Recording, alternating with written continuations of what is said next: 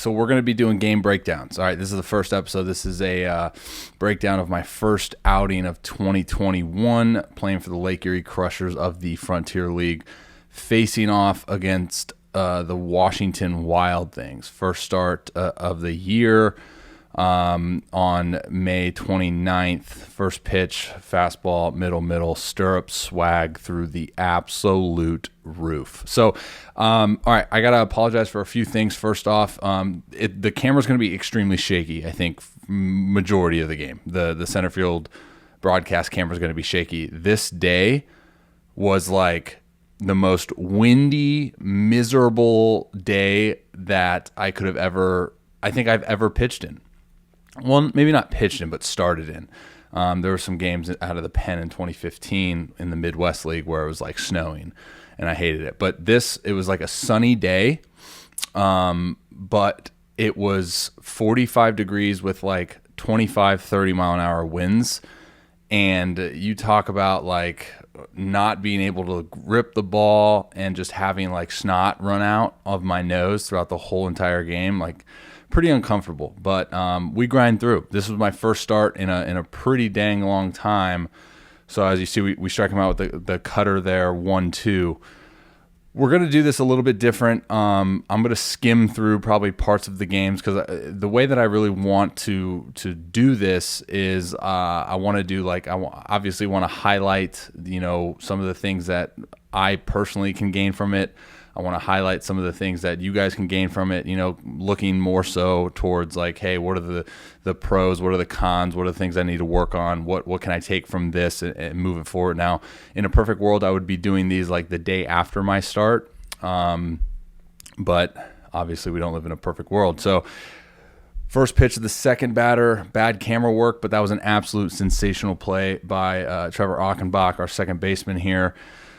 Always good when you got good defense. That's going to be a common trait of this ball game. Is a pretty dang well defensive game. Through the first couple starts this year, I haven't really missed a whole lot of bats.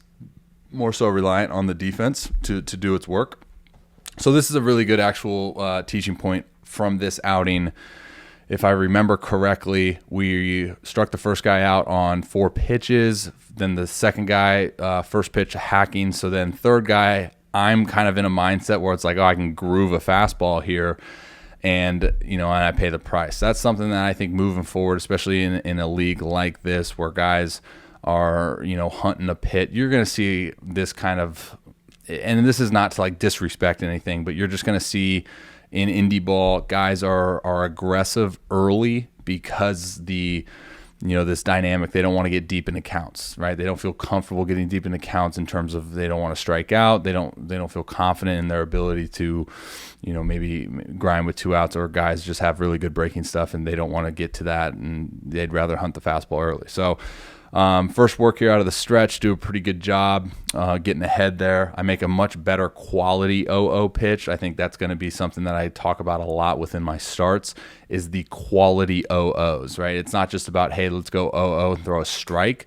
It's about let's throw a pretty dang good executed 0-0 pitch, because a lot of times you'll see guys, guess right essentially with the 0-0 fastball, and then they'll engage, but it's a quality pitch in or it's a quality pitch away, and then you can kind of use that aggressiveness against them in terms of getting fairly quick outs, right? And then next thing you know, you look up, it's 6th, 7th inning, and you're like, I just started sweating. So that's the coolest part about starting. If you guys have followed me for a while, you know that I've done a lot of relief work in the recent past. But that's what I love about starting, as I give a little pickoff move here. Another thing that I took from this outing is stretch work. I was not good out of the stretch. There was some tendencies I was falling into as far as like body kind of language stuff that I don't know if I want to say publicly, but definitely got to work on that moving forward, and we have. So now we go 0-1 and we throw a front door cutter here, but we end up getting the out at third. So I appreciate that guy who decided to go first third with 2 outs. I want to see where that pitch was at if you guys don't mind. So Remember, 0-1 here, guy on first, four-hole hitter. Majority of the guys want to get their hands extended, so you got to remember the 0-0 pitch. 0-0 pitch showed away, so maybe he's looking towards that direction, and we go, maybe, is that a... So we go, okay, I see. All right, so we did go cutter, but we just left it arm side. And that's basically in the same path as that 0-0 pitch. I don't want to sit here and overcomplicate it saying that's like kind of the same look, right? But I did just say like 4-hole hitters usually want to get their hands extended. And we didn't show really anything in there to have them respect that. But it's early. I'd much rather just kind of pound the zone here early and just rely on pure stuff, because we can sit here and kind of talk about sequencing all we want, but at the end of the day, stuff plays. So another good job here. First guy, the next inning, we made that play, right? Yeah, we made that play. I'm trying to get you a better camera angle here. I know the camera angle gets a little cut off. So right off the bat, what you can see is I'm doing a pretty good job of establishing the strike zone, establishing that my desire here within this outing is to absolutely fill it up, right? That's something that as a starter especially, I want to hang my hat on. But as I mentioned earlier, especially in indie ball, look at this camera. I mean, the wind this game was absolutely crazy. It was anyways, all right, so here's another example of that as far as getting a first pitch out. I could fall into a pattern of, okay, just throw a strike to this guy, but he could very well say, all right, that's probably the best pitch of the entire at bat that I'm going to see. I'm going, right? I'm letting loose. And then next thing you know, it could be an 0-0 freaking cookie, and it's 1-0. So especially with bigger guys like this, a 5-hole hitter has pop. It's just important to be mindful of that, especially as a starter. So now we go 0-1. I just had a couple shakes there. So we ended up going with, I want to say that one was a little bit more depthy. So I want to say the slider on that one. So now we're 0-2. So this could be a good little sequencing thing here. In a perfect world, I would say, as I'm sitting here right now, I would like to go fastball kind of off that slider, that 0-1 slider tunnel. And we end up going fastball right down the middle. What we were trying to do is probably just go fastball in, right? Let's see. I think we were trying to go fastball in, shake, fastball, nope, change up, nope, slider, nope, fastball in. Yeah, so we were going to go fastball in. Where was that? Was that in? Because I remember thinking in this game that I was like, oh crap, I didn't get that in. But if you guys want to take this a little bit over analytical, you can think about the 0-1 pitch through the slider that he swung and missed on, and remember how many shakes he ended up calling timeout. So this fastball was, it was in or third, but as an 0-2 thing, probably not. I beat him, so we're good.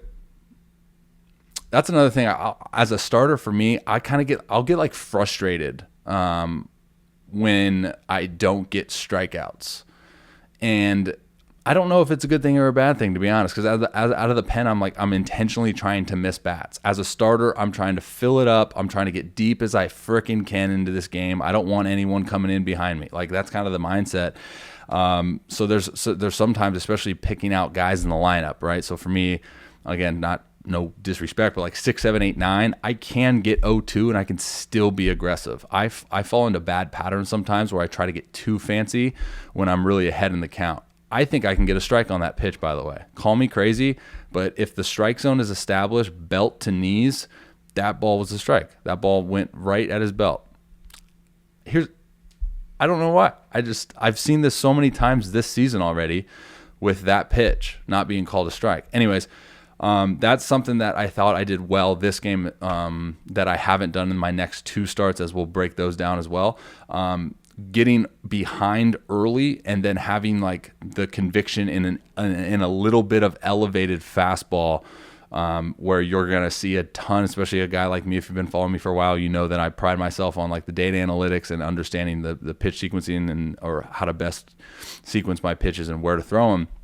But having go 1-0, getting out of the old school pattern of like, oh, got to be down, and being like, all right, I can go 1-0 and I can throw an elevated heater. So there's another example of exactly what I'm talking about. Being frustrated is I do a really good job here on this 1-1 pitch. Throw this cutter exactly where I want it, and he has nothing. He wants nothing to do with it, right? He wants nothing to do with that pitch, and then I'm like, all right, well, since he wants nothing to do with it, now he's going to be in a pattern in which he's going to be aggressive to swing. Obviously, it's 1-2. So all I really got to do here is throw it more away, and I end up hanging the dang thing. That's what I was talking about earlier with, like, throwing a good pitch and then almost like kind of thinking, oh, make this one nastier, and then everyone knows what happens there. So I got away with one here, 1-2. That should have been, a double in the gap. What are you gonna do? All right, so let's skip ahead here. Guy on first, I think I walked him. I didn't intentionally skip ahead here because of I think I give up a run this inning. Did I give up a run? No, I didn't give up a run. I just want to skip ahead because I don't want to have you guys wait here this whole time. All right, so let's go. Here we go. All right, top 4. We just took 3 runs. So this is another kind of teaching point, I guess, could be beneficial for a lot of guys. We just get 3 runs, so it's a big emphasis here as a starter to get a shutdown inning, right? We look at the game of baseball, we look at like momentum swings, right? There's nothing more a bigger momentum swing than getting a lot of runs and then coming out and getting a shutdown early. So for me, it's attack, have conviction and have confidence in your stuff in the zone. Don't try to manipulate it. Don't try to do anything more. Just have conviction and confidence within your stuff within the zone. So as you see there, that's a beautiful thing to get a first pitch out. Made a good pitch. Quality OOs is going to be a highlight for me throughout the entire season. Quality OO pitches. I'm going to talk about that probably in my 3rd start breakdown. But here we go again. That's a quality OO pitch. Okay, so not only is it just a strike, and he was probably taking that regardless, but it's a quality OO. So even if he engages in this pitch, it's still competitive enough to probably get a 6-3 or so on, right? But we're going fastball away, and that's exactly where this guy ends up. Fastball away and at the knees. There's not many people that are going to do anything with that pitch. Now, looking at this AB, if I remember it correctly, I don't throw that again. I think a cutter off of it. But in my opinion, just reading the hitter's body language there, he wants nothing to do with that. All right. But what we can do is we can establish off of that. So sliders here. Okay, this is another one. That's another great example. I hate doing these breakdowns just because of this. 0-1, we go slider, and I don't frickin' execute it, right? And I'm frustrated at myself, and I think I want to throw it again. So let's throw it again. Now we throw a good one. So good for me. I made the adjustment. A lot of this stuff for me, man, is like I'm so passionate about pitching, and I just freaking get amped about it. And when I'm on the mound, especially, like there's so many things that I want to do. And sometimes I kind of put more internal pressure on myself by wanting to do these. So 1-2, we go fastball elevated. The fastball elevated, I've written this down all 3 starts for me since I've been here. I don't know if it's the turf mounds or whatever, but it has not been there. It's either a ball out of the hand or it's right down the middle. So we're working towards that. But so 2-2 here. I think I'm going to go back to the slider. So we go back to the slider. You can see just by the body language that this guy just had on that pitch. He's not seeing it well. He's not picking up spin. 2-2 is particularly an action count, and you got to remember what we did 0-0. He kind of understands it in his mind as well. Like he can't get to that pitch, so he's probably going to want to cover the outer third. And if we can just execute this slider, execute this cutter on the outer third like we do here, we're in business. So let's see. So same inning. Remember, shutdown inning, huge importance for me right now. We're 1-0. We go, that's a beautiful pitch. So this is what I was saying earlier, right? Having conviction in my data analytics, understanding, where my fastball best plays at up in the zone. You're not going to do much with this. And especially 1-0 to a 5-hole hitter, big lefty that probably wants to do some damage. This pitch he's going to engage in. Okay, it's up, it's around it's around the belt, around the belly button. He sees that pretty big, but he's not going to do anything with that based on the lift that my fastball kind of has. Okay, so it's a great 1-0 pitch. Even hoping that the umpire can be on the same page with me and give me that a strike if he ends up taking it. So now 1-1, we're going to climb the ladder even more. All right, and we do just that. Doesn't have to be sexy. I know we wanted to go elevated in there, but it doesn't have to be sexy. All right. I look at kind of the elevated in as an effective velocity component too.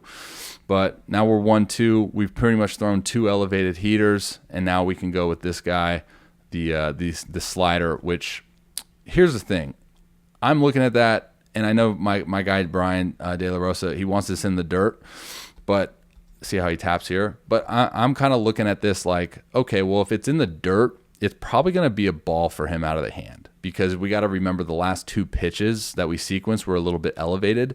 And if he sees something that's starting now maybe at like the knees, it could be just so drastically different for him as a hitter that he's off, right? He's not engaging. He's done there. But if we can throw that tunnel that we threw the 1-0 or even the 1-1, if we can throw that, remember the slider or this is a curveball. The curveball and the fastball speed difference is drastic, right? So we're in that same tunnel as that 1-1 pitch now, right? Because we were arm side elevated. So now he's seeing that out of the hand. You're making that decision fairly early in that tunnel. And now we're gonna catch and we're gonna break, and he sees like, oh, he's way out in front and he has no chance, right? So that for me is a big teaching point within the tunnel is kind of just trusting that tunnel and trusting the stuff. We're gonna skip ahead here. Ended up giving up a run. What did I give up a run on? So double. Oh, this killed me. Yeah, this killed me. So first guy of the inning, 1-0 pitch, very well executed heater here. Is this the leadoff hitter? I don't remember. I should do these breakdowns with like a lineup card in front of me. So 1-0, we went heater away, quality behind in the count pitch.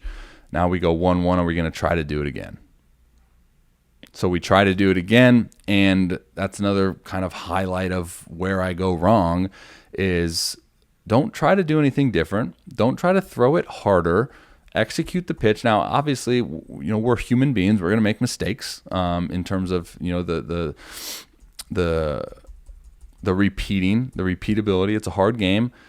But to me, this just can't happen. This can't happen. And we pay the price. We end up giving up a double. It barely fair, double in the gap. All right, so no outs. Still got a 3-0 lead. Let's go 0-0. End up throwing a really good changeup. That was the only changeup that I threw all game, and it was a really good one. I was kind of upset that he bunted it, because if he would have probably swung, it would have been a swing and miss. But never go back to that. Good play by Steve there. And then I think here we go, we're looking for a punchy. We go cutter 0-0. It's just a little bit elevated to get the ground out. Good pick there. And they score. I want to see this 1-2 pitch. Okay, so what was the 1-1 pitch? Let's check this at-bat out. All right, we're going to check this at-bat out, and then I'll highlight the 6 just very briefly, and I got to get going. I'm on a time crunch. So let's check this 1-1. Multiple shakes. Change up, no. What do we got here? What do we got, Rob? All right. What the heck? Is it 1-2 or 1-1? Scoreboard probs. All right. Fastball away.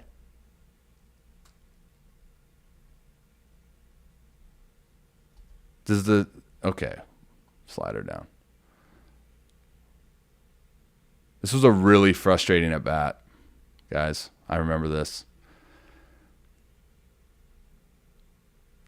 Yeah, I don't even know if I want to talk about this one. This at bat was just genuinely really upsetting because I'm trying to throw sliders, These are the sliders. I get really stubborn, and when I get stubborn, I'm just like, F it, like, let's go. And I ended up getting to the 3-2 count, and there's no reason for me to throw a slider, and I throw a slider because I'm just so. Sometimes you gotta check the ego at the door, be like, hey, as much as I would love this pitch to be there, it's just not. Let's move on. Throw a fastball away. Get a 4-3. Get a 6-3. Let's go. Let's get in the dugout. It's 2 outs, right? I get stubborn. So 6th inning.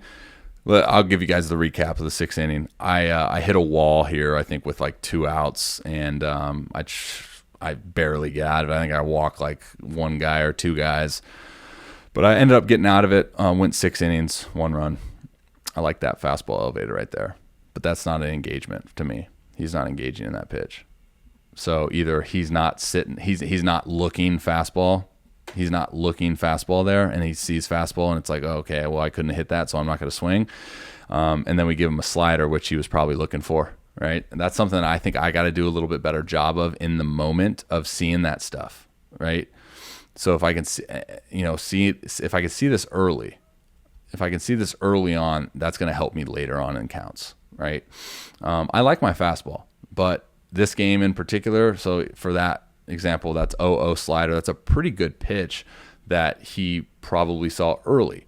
And now something within the way that I'm sequencing in this particular at bat gives him the inclination that I'm going to probably try to get him out on a slider. Okay. It's always, as pitchers, we walk that fine line of like, okay, dude, you're thinking about this way too much or you're not. So then we throw the fastball 1-1. He fouls it off. He's a little bit behind. So something about this 1-2 pitch, we go elevated. I think there's something there that either he's selling out on. Yeah, I don't know. Fastball elevated, love that pitch. I love that 0-0 pitch. After a long AB, the next guy on deck sees that, okay, it's a long AB. Hangover effect is what we call it. Maybe he thinks that I'm going to just kind of cruise one here because it was a long AB, want to get this going. And now we can throw an elevated heater, and he's done. And now we go fastball in, and he's not catching up to it. All right, so now we're 0-2, and I think that broke his bat. Wait, this is the at-bat where, like, there's a long break period because he breaks his bat and gets a new one. There's a long break period, and I kind of lose focus. So right there, that's a good pitch. I really want to swing and miss on this. Because now the only reason I think I don't get the swing and miss is because I don't start it. I don't start it like where I started those other heaters, right? So that's down away, arm side, all right? So you can see it kind of fall off now, goes middle. But if I can start that where I started this, let's get here. Where are we at, babe? I need to do better with this, the way that I clip this video, because it's too hard for me to, it's too fine. If I can start that slider where I start this particular fastball, right? So we're going to see here this fastball right there. Okay, so you see that it ends up a little bit elevated, right above the knee. He's not catching up to that. Now, if I can start the slider that goes in that tunnel, now we have a swing and miss, right? Because a hitter is just a kind of like the way that he, in my opinion, the way that I've like talked to a lot of guys is what they're perceiving is just a product of the last few pitches, right? It's not so much like the whole game, so on and so forth. But yeah. Anyways, there's this long break period because he broke his bat, and I kind of I lose focus. That's on me. I end up doing something, maybe a walk. End up getting this guy, threw a wild pitch in there. End up getting this guy. I actually don't mind this sequence. So if I'm not mistaken, this is a sequence in which we're 1-2, we go hard. Obviously 1-2, you're not trying to miss the plate by that much, but we go hard, arm side elevated, and then we follow that up with a slider in which, again, just that 2-pitch sequence right there. I'm big on 2-pitch sequencing. It's tough because now you got to respect in, and especially if it's going towards your upper extremity, it's hard. So we end up walking this guy who I did pretty well on all game. And then we got a bear down here. Like I said, I hit a wall. My command kind of suffers. Not kind of, it did. And then, but we're first and second. We had a mound visit. I said, I want this guy. We get 2-0, and we make a good pitch. And I mean, at the end of the day, when we like simplify everything, it's just make good pitches, man. You know, we can talk about sequencing. We can talk about like ABs and flipping the lineup over 3 to 4 to 5 times. But at the end of the day, it's winning each and every pitch and being convicted in each and every pitch. Because as a starter, I think I threw 85 pitches. My first start in 3-4 years. It's a lot of pitches. And there was a lot of pitches that I wasn't really locked in on, right? And that's something that moving forward, I got to do a better job of, is being locked in with, like this attentiveness towards, okay, I got to execute this pitch. Because shoot, man, sometimes like you lose focus and you don't get that back just in one pitch, and it's all of a sudden it's like second and third, and you're like, I was cruising. You know, that's something that happens a lot in this game. But overall, for the first start, for the first outing on a terrible condition day, everything was good. My velocity was a lot harder than I thought it was going to be. I think I was anywhere from 90 to 95. Cutter was there. Cutter wasn't really there that day. Slider, curveball, changeup. I threw one of them, but ended up going 6, 1 run, maybe 1, 2 walks. I don't know. I don't really look at stat lines anymore. But all right, guys, if you enjoyed this, I know these are going to be pretty long-winded. Hopefully I can do a better job on the clippings to make them more, it's just more work. But I don't like fast-forwarding and stuff like that. That's 45 minutes. All right, guys. Much love. God bless. Until next time. See ya.